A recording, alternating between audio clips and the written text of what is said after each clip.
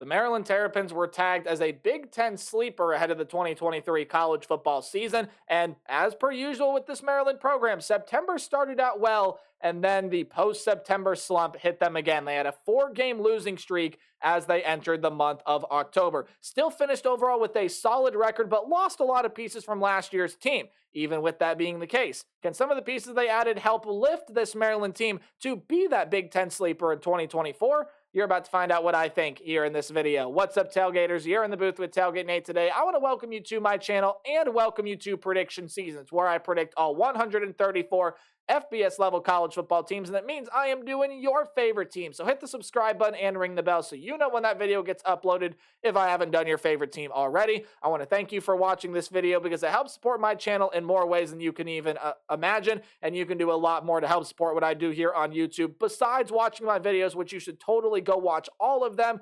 You can also like, you can comment, you can share. Really anything you do helps support my channel on YouTube, and I greatly appreciate everything that you guys do out there for me. And with all that out of the way, we'll dive into talking about the Terrapins in 2024. But you got to know how I'm going to talk about them first. Hey, we're going to take a deep dive into the team's offense, into the defense, and at the end of the video, we will dive into the Maryland football schedule and give it a game-by-game preview and prediction. And after a quick water break, as all of you, of course, need to remember to stay hydrated out there, I got some more notes for you. Right over here are going to be the team stats they put up either offensively or defensively last season. And of course, for your viewing pleasure, right below the team's logo, I have put the team's coaching staff. I will waste no more time. Let's dive on into talking about this offense and the quarterback situation for the Maryland Terrapins, because they lose one of the better quarterbacks that Maryland has seen within this program in Taulia Tagovailoa, the younger brother of Tua, is off to the NFL. No, he didn't get drafted, and I don't believe he is signed quite yet, but has been invited to a couple of mini camps is my knowledge. But during his time here, with the Maryland Terrapins, was a really good quarterback for this team. Was a guy that got 3,000 yards every season like he did last year, 3,377 yards, 25 touchdowns and 11 interceptions. Yes, the interception numbers were high, but the completion percentage was there, 66% completion percentage. So you have to fill that void left by Tagovailoa leaving through this quarterback room. Well, Billy Edwards and Cameron Edge both come back, both two quarterbacks that saw playing time last year. Edwards with 30 passes. He only completed 10 of them last season. Edge went 66% completion percentage, but he only threw 9 passes last season. So they dove on into the transfer portal, and they got a guy by the name of MJ Morris.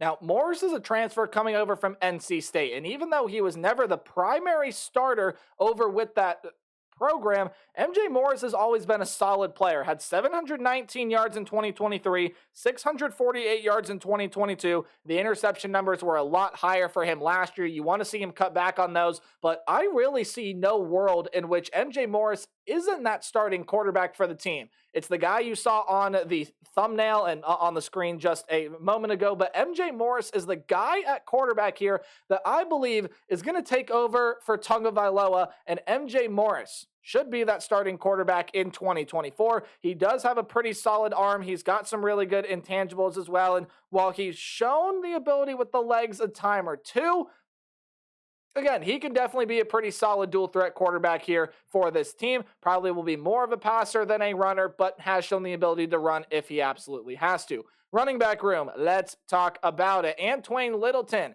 he leaves this room, was the third leading rusher last year with 255 yards and 2 touchdowns. Good news, though, that means your top 2 rushers are back. Roman Hemby with 680 yards and 4 touchdowns, and Colby McDonald, 306 yards, 2 touchdowns for him last year. You get a depth piece in Nolan Ray coming back to help give a boost to this room as well. It'll be Roman Hemby's show in the backfield yet again in 2024. Jason Jones, an NFL caliber wide receiver, is leaving to go be that, an NFL caliber player. He leaves as the team's leading receiver last year, 790 yards and 4 touchdowns with a team high 56 catches. You also do lose Tyrese Chambers, who could have had a pretty big impact with this team, didn't play as big of a role as he wants, so he left through the transfer portal. Only 7 catches for him last season.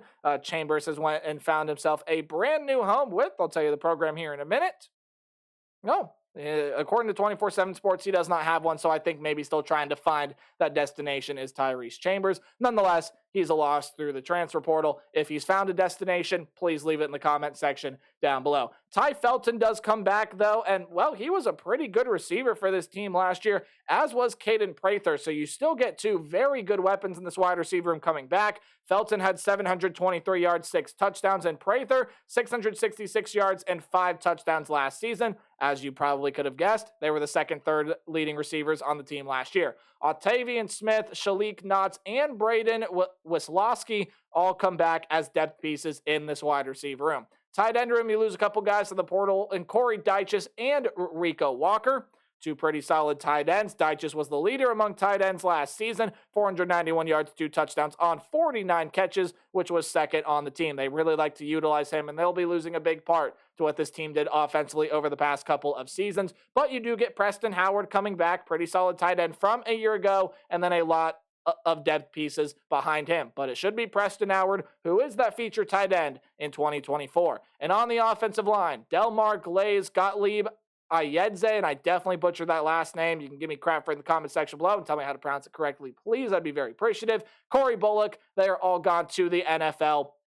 Very, very good offensive lineman for this Maryland Terrapin team last season. Now, it's a Terrapin team that did allow 29 sacks, but you are losing 3 of your better offensive linemen. As shown, they are going to play pro. And you did lose some guys to the portal not to the portal, to graduation, my apologies. Eric Harris, Emilio Morin. I believe that should be Morgan. I'll fact check that. Oh, nope, my screen was right. It is Emilio Moron, accent on the A that obviously is non-screen, and Mike Purcell. So those guys all graduate. Let's see what the offensive line has coming back. Kyle Long, Connor Fagan, Kevin Kalanji, Marcus Dummerville, Andre Roy, and Tamarcus Walker all come back, while Elias Baugh, Alan Herron, and Josh Kautenberger, they all enter through the transfer portal. Again, don't normally list this many offensive linemen, but when you have to replace as much talent as you lost, I'm very interested to see what your starting 5 on the offensive line looks like for the Terrapins in 2024. So overall, talking about this offense, again, we don't know what MJ Morris is going to give this offense as a primary starter because he's never been a primary starter before. I, again, see no world in which he doesn't get that starting job. If he doesn't, then it would definitely go to that of Billy Edwards. But with MJ Morris leading this offense, you have a lot of really good pieces at wide receiver, a very capable back in Hemby, and even 2 capable backs in Hemby and McDonald there. Preston Howard, I think, will be a figure to be a good tight end for him. If the offensive line can build well around MJ Morris, he's got some good talent. This is an offense that could see a lot of success in 2024. All depends on quarterback play, though, and what they get from MJ Morris. Okay, let's go ahead and take a dive into talking about the Maryland defense in 2024. It, too, has its fair share of losses, but overall, really was a pretty solid team, really was a pretty solid defense last year.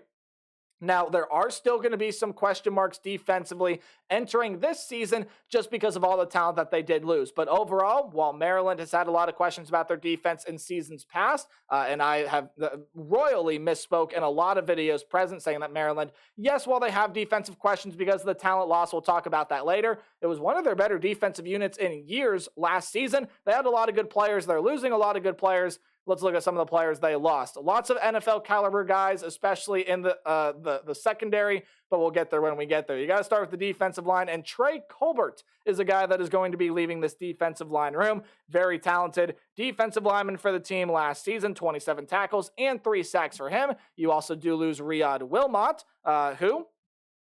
when you take a look at his stats from last season, 12 tackles, 1 sack, more of a depth piece, but still pretty capable defensive lineman that does leave this room. Okay, so who comes back? Well, a lot of the guys that led your team in sacks last season, or at least had some of those higher sack production numbers. You do return Donnell Brown, leading tackler among defensive linemen last season with 29 of them. He comes back. Jordan Phillips, Tommy King Basote, hopefully I'm saying that last name right, Quayshawn Fuller, Tyzee Johnson, and Isaac Bunyan all return, as well as some more names I could have thrown on this list as well. It's probably going to end up being a pretty deep defensive line for Maryland this upcoming season. I mean, you take a look there, Colbert and Fuller both had 3, or I should say Trey Colbert, again, gone to the NFL. I'm reading the wrong line there. Brown and Fuller, there we go, Brown and Fuller each had 3 sacks last year, and all the other guys are capable of getting pressure in the face of quarterbacks. You also do return one of your better linebackers, which we'll talk about here in a minute, in Ruben Hippolyte. Again, talk about him after we talk about the losses. I'm getting a little ahead of myself here. You can tell I'm excited to talk about this Maryland linebacker room. Jayshon Barham is going to be gone. Very talented linebacker for this team. Also had 3 sacks, 37 tackles. As the top 10 tackler, he has entered the transfer portal and found himself a new home in the Michigan Wolverines, the reigning national champs. While Jeremy Spraggins and Sean Greeley, they both leave due to graduation. When you take a look at the linebacker room, I mentioned the likes of Ruben Hippolyte, and I will read his stat sheet from last year as the team's second leading tackler with 66 tackles, a sack, and a pass defended last season. You get a very good defensive player in him coming back. Fanaji Gote, Caleb Wheatland, Keelan Wyatt, and Daniel Wingate also all return to this linebacker room. It'll be led by Hippolyte, but a lot of solid talent sits behind him. Okay, I mentioned a lot of good NFL caliber defensive backs leave this team, and you have 3 of them here. Tarheeb still is going to be gone out of the cornerback room. 45 tackles, led the team in interceptions, I should say, with 5, and had 2 passes defended last season. You also do lose Jaquan Shepard, who was a very good player in his own right. He led the team in passes defended and was a top 10 tackler last year with 31 tackles. Did get pressure to the quarterback, had a sack last season. You also do lose an NFL caliber safety in Bo Braid. And again, hopefully I'm saying that last name right, but he was the leading tackler last year with 75 tackles, 6 passes defended, 1 pick. You also do lose a couple other corners through the portal in Gavin Gibson and Corey Coley. Coley of that, a fairly solid player in his own right. That just didn't see as big of a role as he wanted. 9 tackles for him last year. He will hopefully end up playing a bigger role with his new program in the NC State Wolfpack. That is also where Tamarcus Cooley, another Maryland transfer that is not on board, is going to go as well. So let's talk about the defensive back room coming back. Lionel Whitaker, Kevis Thomas, and Chance Harley all come back in this cornerback room, but they wanted to go get a guy from the transfer portal, and they did in Jalen Husky, who's a Bowling Green transfer. Now, he may end up being a starter on this defense, and overall a pretty solid player entering this program. You do get Dante Trader coming back, which is a huge get back for this defense. 7 passes defended, 2 picks for him last season. You also do get Glendon Miller, Rex Fleming, Perry Fisher, and Alex Moore all coming back to this room while you return Brendan Segovia as the punter and Jack Howes to be your kicker, because, hey, kickers are people too. Let's show them some love. And even though Segovia comes back to be the punter, you lose an NFL caliber guy in Colton Spangler, who went over to be just that, a professional punter. So overall, when you talk about this defense, yes, it has to replace a ton of talent.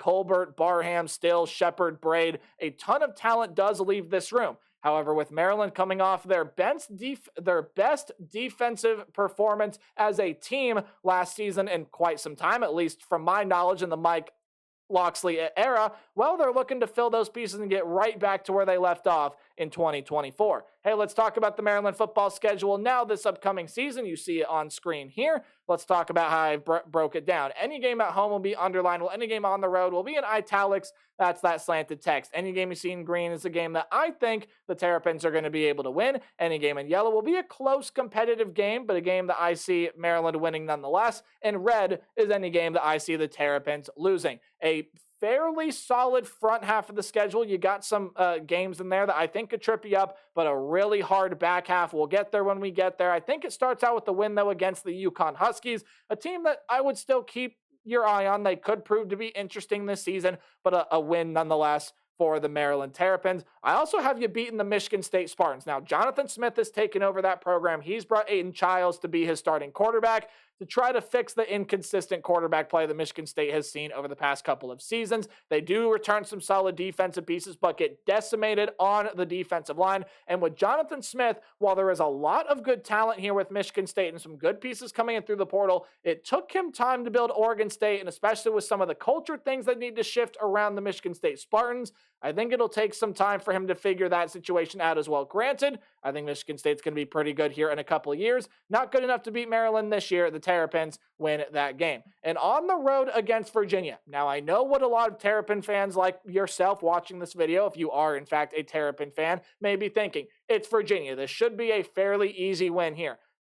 Don't get too confident. This is a Virginia team that I think is going to be much better than they were last season, and they are going to be no pushover in the slightest. However, with that being said, I do think that Maryland is the more talented team here. MJ Morris has seen this Virginia team with NC State before. I think he's going to know well how to game plan for it. Mike Loxley's going to know how to game plan for this team. And overall, Virginia, while again, I still don't think they're going to be as bad as they've been in the previous couple of seasons, I still don't think they're good enough to beat a team like Maryland. So that's a win for me. And then you should win Villanova to round out your non-conference slate to start out the season 4-0. But unfortunately, I have you suffering your first loss of the season here against the Indiana Hoosiers. Now, a true coin flip game for me, as I could see this game going either way. But Curt Cignetti has brought in some really talented transfer portal pieces. While Indiana does lose a lot of production from last year, and they lose a lot of guys that were key contributors to that team last season, there are still some solid pieces here, and I believe with the skills and the fundamentals and the philosophies of Curt Cignetti now entering that program, it'll take some time for Indiana to really start elevating and winning football games consistently and making bowl games year after year. I just think he's going to need to get his guys in that system. But Indiana will win a game or two that maybe they're not necessarily favored in. This is one of them. I could see it going either way, but I'll go with the Hoosiers here, the team that has home field advantage, to the team that has no true home field advantage this season in the Northwestern Wildcats. Ryan Braun did a phenomenal job with that program last season, but there are some nice pieces that leave, including Brendan Sullivan at quarterback. And, if David Braun can continue what he did last season, Northwestern's going to be a pretty solid side. But the talent just doesn't compare to that with some of the other teams in the Big Ten Conference. I think this is a very close win here for the Maryland Terrapins. I think the Wildcats fight, but 5-1 do the Terrapins start, and then the gauntlet begins. The back half of the schedule here, I genuinely think it is going to be really hard for Maryland to win that sixth game. Now, granted, they may very well have to start out 6-0 in order to secure their spot in a bowl game. Terrapin fans, brace yourselves. You lose to the USC Trojans in Week 8 at home. Okay, winnable game, yes, especially if Maryland can slow down USC's offensive attack. Miller Moss, Zachariah Branch, Deuce Robinson, and a ton of other very, very good offensive weapons. That's going to be a tough ask for this Maryland team to do, especially with all the talent they lost in their secondary. Miller Moss and this USC passing attack are going to be really good this year, and the defense is even expected to take a step up here in 2024. DeAnton Lynn is coming in as defensive coordinator. He's going to get this defense right, and I think USC will be a solid team in their first year as a member of the Big Ten. They beat the Maryland Terrapins. I think the Minnesota Golden Gophers beat the Maryland Terrapins. They very well could have found their diamond in the rough at quarterback with Max Brosmer, a New Hampshire transfer that comes in to replace Ethan Kaliakmanis, who goes over to another team we'll talk about in a little bit in the Rutgers Scarlet Knights. But Minnesota's got a lot of really good pieces defensively. There's some good talent surrounding Brosmer. They loaded up that running back room as well. And Minnesota's going to be a tough out for anybody this season. And you get this game on the road. If you're a Terrapin fan, that is a loss for me. And even though you get an extra week of preparation, which you're going to need before you play the Oregon Ducks, you're going to suffer a loss here. Oregon's going to be one of the most talented teams in the country in 2024. I love Dan Lanning. I love his team with Dylan Gabriel at quarterback. They loaded up on defensive transfers. I don't need to say anything else. Oregon can contend for a national title this year. I don't think Maryland has the pieces to do so. That is a loss for me. Now, this Rutgers game right here, a spot to where they very well could clinch bowl eligibility, but I don't think it happens. I got Rutgers winning this game. Rutgers, to me, is a team to watch in the Big Ten Conference. Rutgers may very well be the Maryland of 2024. No, I'm not saying that they're going to disappoint and everything like that, but Rutgers is the team to watch in the Big Ten this season, besides your Ohio States, Oregon's, Penn States, Michigan's, Iowa's, teams like that, right? There's something special about what Greg Schiano has going on here, and we've seen this story with Schiano and Piscataway before. Again, you brought Ethan Kaliakmanis to be your quarterback. You did lose some pieces, but hey, you do get some really nice pieces back in that running back room. The defense does return some really nice pieces as well. I couldn't think of the running back's name for a second. It's Kyle Monungai is the name I am thinking of. And even though Maryland's got this game at home, I think Rutgers is going to be a little bit more physical defensively. They're going to make the extra play to win the game. And I think Maryland walks away with a loss. And then I think you lose your last two games of the year because I think they're going to be tough wins. Iowa's got a really good defensive unit, and I just don't see Maryland's team doing much offensively against this Iowa team, even though they are at home. Now, Iowa's offense is the kicker. If Maryland's defense can slow them down, the offense can score some points here. Maybe you walk away with a win, but I think Iowa's defense will be too good, and the Terrapins will lose that game. And then I don't think you're going to get a win on the road in Happy Valley, as Penn State also projects to be one of the team's best country. Drew Aller returns, Katron Allen, Nick Singleton, revamped but really good wide receiver, and with Julian Fleming coming in with Keandre Lambert-Smith out. Abdul Carter is one of the best defensive players in the nation. That's a loss. So I got Maryland falling short of a bowl game here. Now, all things considered, you win that Indiana game, you win the Rutgers game, you maybe even win the game against Iowa or Minnesota, you are in a bowl game. This is a team that is not far off. I think the defense takes a step back. We'll see what we get from MJ Morris. But overall, I still like this Maryland team. Schedule just tricky enough to where they miss out on a bowl game. I want to know what you think in the comment section below. And remember to play hard but tailgate harder. Next time, we'll talk about the South Carolina Gamecocks. Goodbye.